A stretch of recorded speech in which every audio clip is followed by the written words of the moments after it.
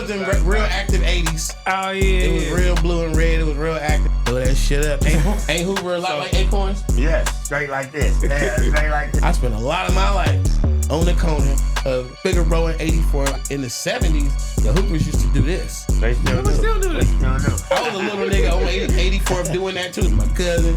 They went to Manchester hella years, Manchester Elementary. I'll go get some names for you.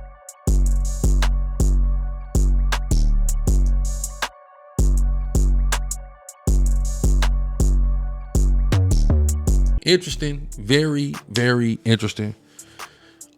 Too Short story. I got my own Too Short story. We gonna run into it. But Too Short recently paid back on Fig a visit there with a good old T-Rail and Smack, and he told an interesting story. Too Short on Hoover members forcing him to rep the set. Let's go. And I'm throwing up Hoover in the picture, and how that picture happened was in a picture with a nigga I know. I don't know the nigga's affiliation, nothing, but a nigga I knew probably could have been in fan mode. But one of the niggas' pictures was my homie. He was like, take a picture of me and homie. I took a picture. These niggas turned out to be enemy niggas, some blood niggas, but they took that picture and put it up in a club with a bar or something where that's their spot. And the nigga seen that picture and was like, man. So at the time, I've always had some affiliations because I grew up in LA as a little nigga, so I always know niggas. At the time, I'm with some niggas, my little cousin, one of the twins, DJ twin brother, was running with a bunch of 6-0 niggas. And they niggas like the club and shit, Lil Ed and them niggas, so I go to the club with them niggas a lot. And they wasn't really like hella actively banging on niggas. They was on the fun side. They was getting money. They had nice cars and shit, and they was doing that baller shit, going around the Hollywood clubs and kicking. I'm rolling with these niggas. They get respect. We had a club, I think was in Marina Del Rey or something. And he come, you know, these niggas, like I said, they respect it. I'm always with reputable niggas. But here come these niggas, there's a lot of them. And we in the back of the club with a pool table at, there's no door, nothing. The only way out is the way you came in, back where they just came from. And they just, woof, swell it up. And they like, man, it's buzzing. That's the Too Short nigga, it's buzzing. So the 6-0 niggas bring it to my attention. They like, bruh, they say you got some pictures somewhere with some niggas and, you know, and they just want to know, is you one of them? And I'm like, nah, nigga, you know, I'm from town, Oakland. They like, nah, nigga, you in a picture with them niggas. And they was like, they wasn't being like, nigga, what? They was just being like, we got to resolve this right now. It's like, it's only one way to resolve it. It's gonna get bad. So they come to me and say, the niggas say, all you got to do is just take a picture and throw up Hoover in the picture, and it's cool. Hey, the homies is burnt out, nigga. The homies is burnt. But you know, that sound a little bit like the MO.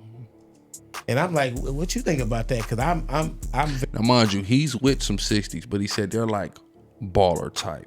So you know the rolling 60s is large. So you know everybody ain't super gangster, and he's gonna identify this time as the 80s. So of course the 60s are rivals, but those particular group, it might not have been as intense from the perspective of the Hoovers that approached this situation, and they might have been looking toward the Don Moves as bigger enemies, because as he's going to clarify, it's the 80s. There's a lot of red and blue stuff still going on in the 80s. Even though the Crip war, the internal Crip wars had already popped off, it's still mostly red and blue to a degree. Very knowledgeable about LA and affiliations, and I'm like, I'm not allowed to throw that up because I'm not that. I grew up with a bunch of niggas from there, and I know the rules. They're like, well, you can't leave. They're not gonna let you leave. Take this picture. I said, well, what would you do? Niggas say, I throw it up. So that's what the niggas say. So that just kind of lets me know what kind of 6-0s. These were hustler, baller, player type 6-0s. Probably, you know, niggas from the Overhill, no disrespect Hill. Shout out Brick Baby. It's riders from the Overhills. You know, Big Gato, Big Cat. You know, it's riders, but you know, it's also fly niggas, pretty boys, niggas who, I mean, they from there, yeah, but you know, they mostly on some get money shit, especially there in the 80s, niggas crack money, all that. So, you know, that's what I'm assessing about the 60s who he was with. Also, it seemed to be a large amount of Hoovers in this particular establishment.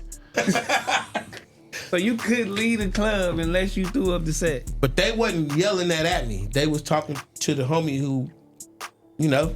Also, nigga might have knew them, got money with them, etc. That happens. And like he was saying, bro, they was just saying, you're not gonna get up out of here unless you do that. When he said do it, I'll throw that shit up.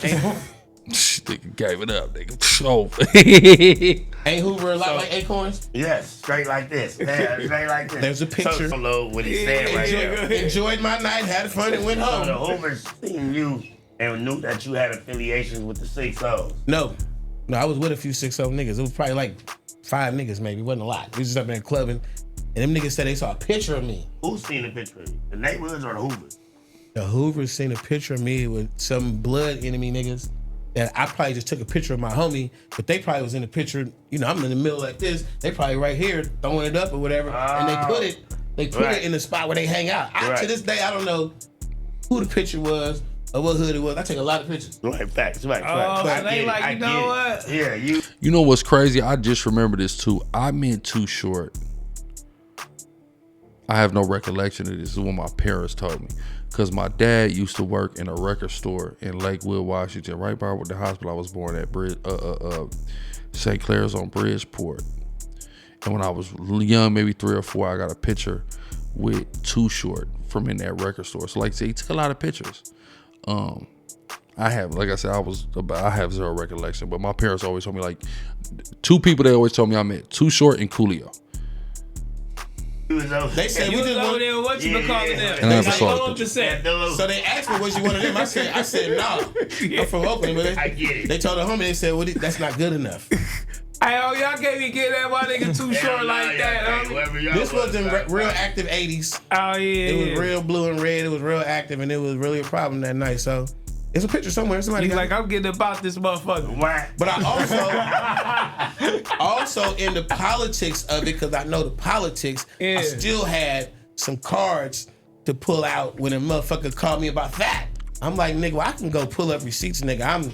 I spent a lot of my life on the corner of Figaro and 84. I go. So what he's saying is he felt comfortable doing it because he knew enough people from Hoover for it to make sense, and he really spent a lot of time over there. I think he explains on another video, maybe the next video we're gonna play. He really grew up on 80th and Budlong during his time in LA, but he hung out on 84th and Hoover. So 80th and Budlong, that's like the A-Trade gangsters, and then 84th and Fig, that's A-Trade Hoover, right next door. Go get my cousin. They went to Manchester hella years, Manchester Elementary. I go get some names for you. Right. Yeah. So I didn't feel too bad about that. Anyway, because I grew up over there I can tell anyway. you something. Right. I can tell you something. I don't even know if y'all niggas remember in the 70s, the Hoovers used to do this. They still do. still do They this. still do. So I They was still do. I was a little nigga on 84 doing that too. So I felt like if I was on that soil at such a little age, I'm not breaking politics. Oh, So okay. Yeah, I had a yeah. lot of shit going on in my moment that I had to like process. Cause I wasn't finna take that ass with me. Yeah.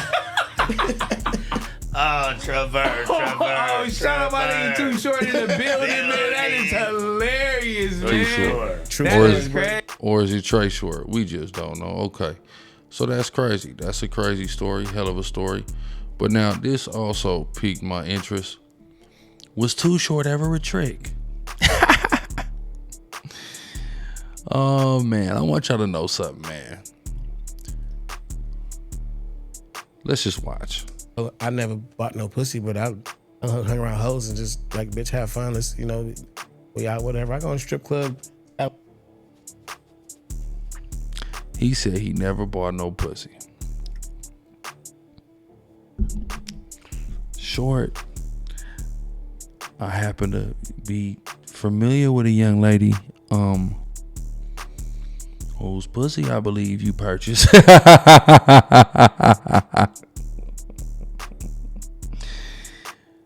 Oh man. So I don't know, Short. I don't know, Short. I do know your name is Todd. From this young lady, I do recollect her coming to my home and playing a voicemail of you talking about, hey, this is Todd. Hold on, let's make sure. What is Cub real name? What is his real name? Let's go here. We got his real name. Todd. Hey, this is Todd. I remember him on that voicemail.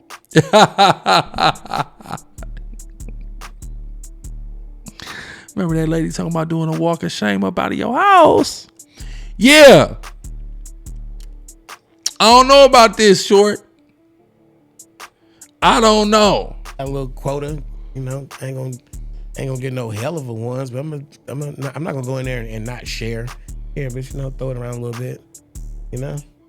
Yeah. Yeah. Cause I think she was stripping at that time. I think you probably met her at the strip club. Matter of fact, now that I think about it. But yeah, man, I know about you doing some tricking. Short cap. That's saying. Well, my studio across the street. When I heard him on that voicemail, man, I said, man, that shit he be talking on them motherfucking songs, man. I don't know.